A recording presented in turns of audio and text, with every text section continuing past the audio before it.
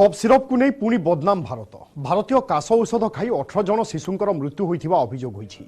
Uzbekistan सरकार पक्षरु एभली दाबी करा जायछि। किछि मास पूर्वे गाम्बिया रे मध्य एभली एक घटना घटिथिला।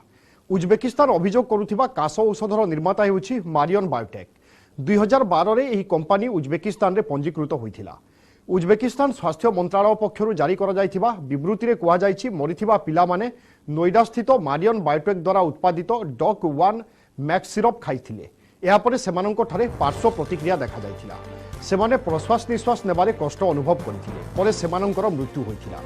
परीक्षा परे कफ सिरप रे इथानिल ग्लाइकोल नामक पदार्थ मिलिछि जहा विषाक्त बोली कुहा जायछि। उज्बेकिस्तान सरकार को अभियोग पर घटनार जांच आरंभ करिछि स्वास्थ्य मंत्रालय। या सहित उज्बेकिस्तान सरकार को काजुआलिटी रिपोर्ट मध्य मगा जायछि।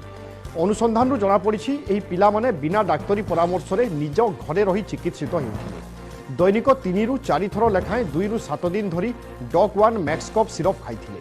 थरके सेमाने 2.5 रु 5 मिलीलिटर सिरप खाइथिले जहा पिलामानंक निमंते उद्दिष्ट साधारण मात्रा ठारू अधिक रहिथिला।